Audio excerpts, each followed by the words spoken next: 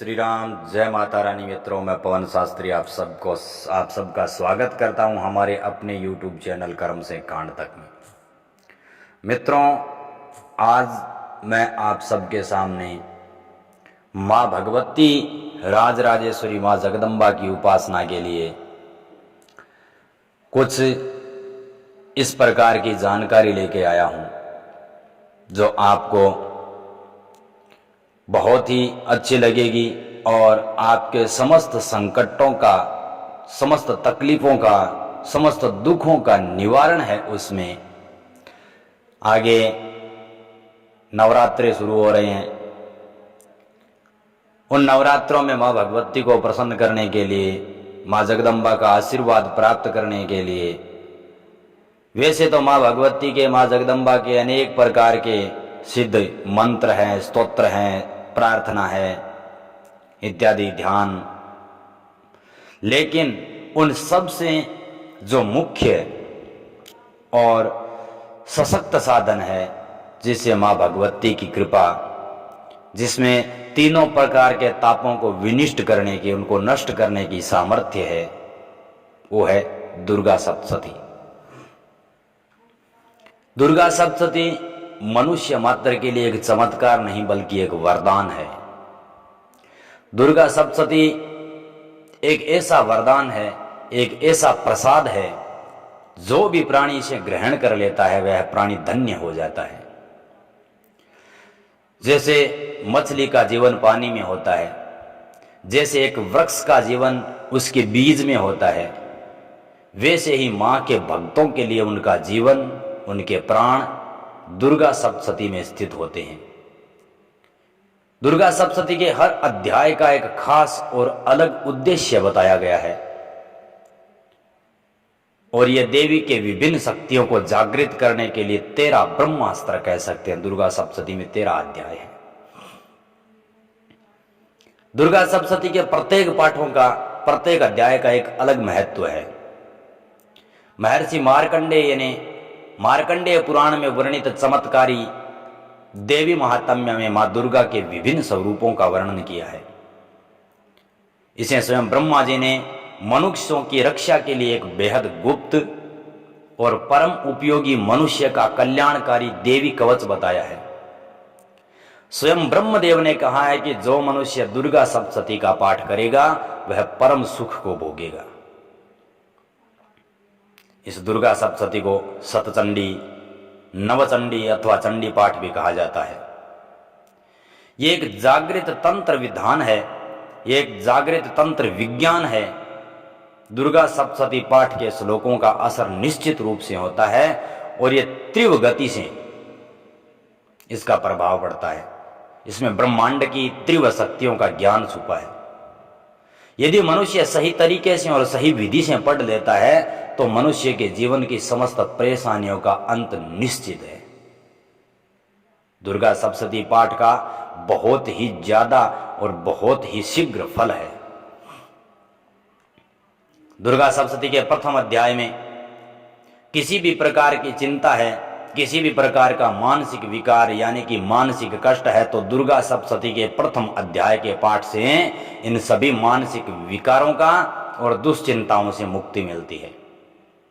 इंसान की चेतना जागृत होती है, विचारों को सही दिशा मिलती है, किसी भी प्रकार के नेगेटिव विचार आप पर हावी नहीं होते। अतः दुर्गा सप्तशती के पहले अध्याय से आपको हर प्रकार की मानसिक चिंताओं से मुक्ति मिलती है।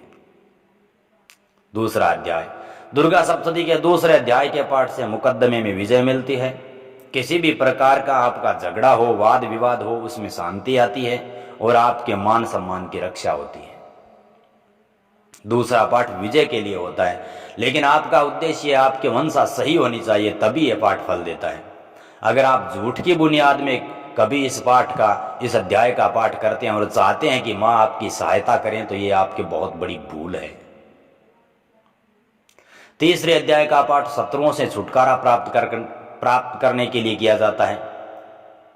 दोस्तों, शत्रुओं का भय व्यक्ति के जीवन में बहुत पीड़ा का कारण होता है। क्योंकि भयग्रस्त व्यक्ति चाहे वो कितनी ही सुख सुविधा में रह रहा हो, कभी भी सुखी नहीं रह सकता। अतः इस अध्याय के पाठ करने से आंतरिक और बाहरिक दोनों प्रकार से भय नष्ट हो जाते हैं। अगर आपके गुप्त शत्रु है जिसका आपको पता नहीं चलता है, जो सबसे ज्यादा हानि पहुंचा सकते हैं, तो ऐसे शत्रुओं से छुटकारा पाने के लिए तीसरे अध्याय का पाठ करना सर्वोत्तम होता है। दुर्गा सप्तशती का चौथा अध्याय माँ की भक्ति प्राप्त करने के लिए है, उनकी शक्ति, उनकी ऊर्जा को प्राप्त करने के लिए और उनके दर्शनों के लिए सर्वोत्तम है। वैसे तो इस ग्रंथ के हर अध्याय के हर शब्द में माँ की ऊर्जा निहित है, माँ की ऊर्जा समाहित है, फिर भी माँ की निष्काम भक्ति महसूस करने के लिए और माँ के दर्शनों के लिए यह अध्याय सर्वश्रेष्ठ जान पड़ता है। 5वें अध्याय के प्रभाव से हर प्रकार के भय का नाश होता है, चाहे वो भूत प्रेत की बाधा हो या बुरे स्वप्न परेशान करते हो या व्यक्ति हर जगह से परेशान हो, तो 5वें अध्याय के पाठ से इन सभी चीजों से मुक्ति मिलती है। दुर्गा सप्तशती का छठा अध्याय, इस अध्याय का पाठ किसी भी प्रकार की तंत्र बाधा हटाने के लिए किया जाता है। इसके अलावा आपको लगता है कि आपके ऊपर जादू टोना किया गया है, आपके परिवार को बांध दिया गया है, व्यापार को बांध दिया गया है या स्वास्थ्य का बांध दिया गया है या राहु और केतु से आप पीड़ित है, तो छठे अध्याय का पाठ करके सभी कष्टों से आपको मुक्ति मिल सकती है। किसी भी विशेष कामना के लिए आपको 7वां अध्याय का पाठ करना सर्वोत्तम है। अगर सच्चे और निर्मल मन से माँ की पूजा की जाती है तो 7वें अध्याय का पाठ किया जाता है तो व्यक्ति की कामना अवश्य पूरी होती है। अगर आपका कोई प्रिय आपसे बिछड़ गया है या कोई गुमशुदा है, गुम चुका है, जिसे आप ढूंढ ढूंढ कर थक गए हैं, परेशान हो चुके हैं, लेकिन मिल नहीं रहा है, तो 8वें अध्याय का पाठ आपको चमत्कारी फल प्रदान करता है बिछड़े हुओं को मिलाने के लिए। इसके अलावा वशीकरण के लिए भी इस अध्याय का पाठ किया जाता है, लेकिन वशीकरण सही व्यक्ति के लिए किया जा सकता है, सही मनसा के लिए किया जा सकता है। इसका ध्यान रखना बहुत आवश्यक है, नहीं तो फायदे की जगह नुकसान हो सकता है। इसके अलावा धन लाभ की प्राप्ति के लिए, धन की प्राप्ति के लिए भी 8वें अध्याय का पाठ बेहद शुभ माना जाता है।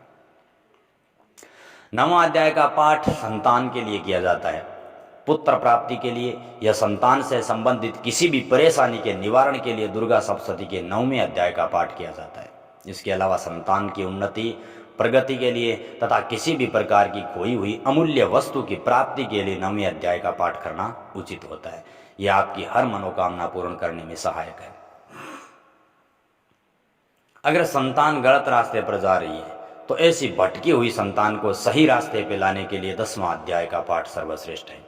अच्छे और योग्य पुत्र की कामना के साथ अगर 10वें अध्याय का पाठ किया जाए तो योग्य संतान की प्राप्ति होती है और प्राप्त संतान सही रास्ते पर चलती है। अगर आपके व्यापार में हानि हो रही है, पैसों का जाना रुक नहीं रहा है, किसी भी प्रकार से धन की हानि आपको हो रही है या फिर आपका पैसा कहीं पर अटका हुआ है लेकिन वो वापस नहीं आ रहा है, इस अध्याय का पाठ करना चाहिए, 11वें अध्याय का पाठ करना चाहिए। इसके प्रभाव से आपके अनावश्यक खर्चे रुक जाते हैं और घर में सुख शांति का वास होता है।